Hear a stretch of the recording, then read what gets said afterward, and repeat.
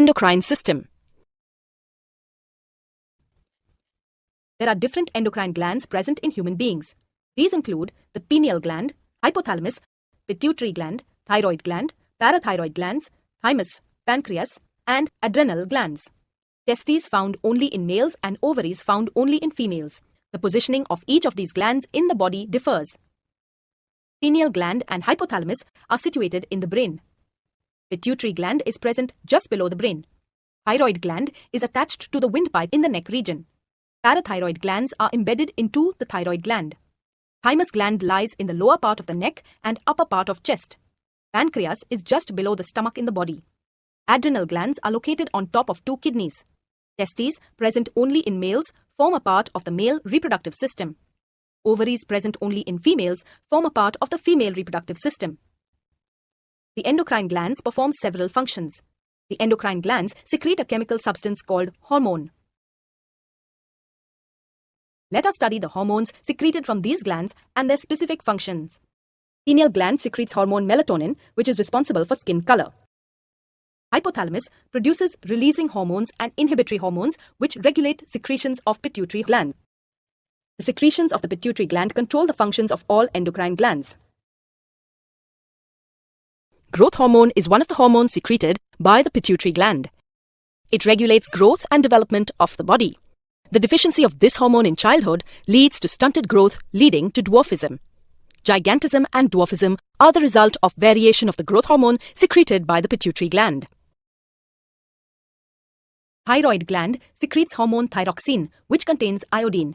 This hormone controls metabolism of carbohydrates, fats, and proteins. Parathyroid glands secrete a hormone, parathormone, which regulates calcium and phosphate levels in the blood. Thymus gland secretes thymic hormones, which plays a role in the development of immune system. Pancreas secretes insulin, which controls blood sugar level. Adrenal glands secrete adrenaline, hormone which regulates heart rate, blood pressure, breathing rate, and carbohydrate metabolism.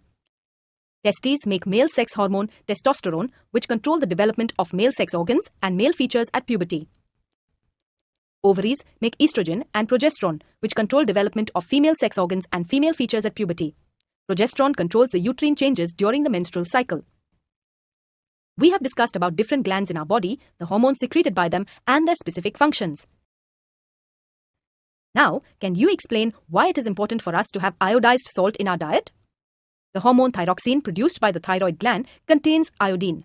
This hormone controls the metabolism of carbohydrates, fats, and proteins in the body. Iodine is necessary for the production of thyroxine. The deficiency of iodine in the diet produces less thyroxine and causes a disease known as goiter. The iodized salt contains appropriate amount of iodine compound, potassium iodide, which can provide the necessary iodine.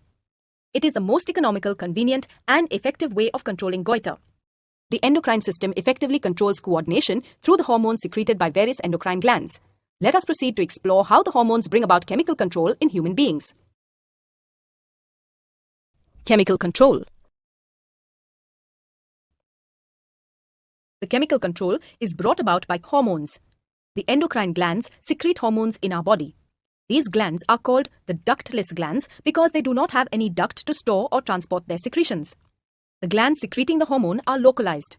The hormones produced by these glands are directly released into the bloodstream.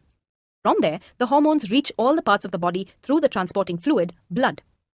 The endocrine system shares its responsibility of control and coordination with the nervous system. Both these systems work in cooperation to integrate and control various activities of the body.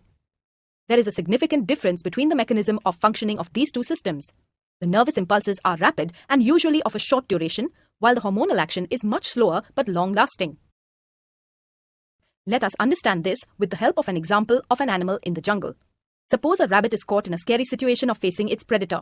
The rabbit has to prepare itself either to face the situation and fight or to escape from there.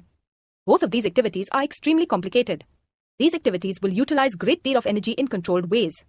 The nervous system will exert its action and instruct the axonal knobs of the neurons to come in contact with the muscle cells at the neuromuscular junction. This will stimulate the rabbit to perform either of the activity. If the body of the rabbit entirely relies on the electrical impulses generated through the nerve cells, then the range of tissues instructed to perform the activity would become limited. On the other hand, if the chemical signals in the form of hormones are sent, then through blood, they would reach all the parts of the body. This will allow the rabbit to perform a wide range of activities. The secretions of endocrine glands sometimes influence the actions of brain. Such a situation occurs in the case of many animals, including human beings. In this situation, the response is elicited by a hormone called adrenaline. Adrenaline is secreted by the adrenal glands.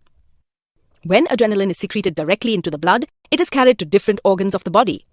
One of the target organs on which adrenaline acts is the heart. It results in an increase in the rate of heartbeat, leading to an increased blood flow to the muscle tissues. This results in the supply of more oxygen to the muscles. The muscles around small arteries of the digestive system and skin contracts, due to which there is a reduction in the flow of blood to these organs. It leads to the diversion of more blood to the skeletal muscles. The diaphragm and the rib muscles contracts, leading to an increase in the breathing rate. All these reactions enable the body to face an emergency situation.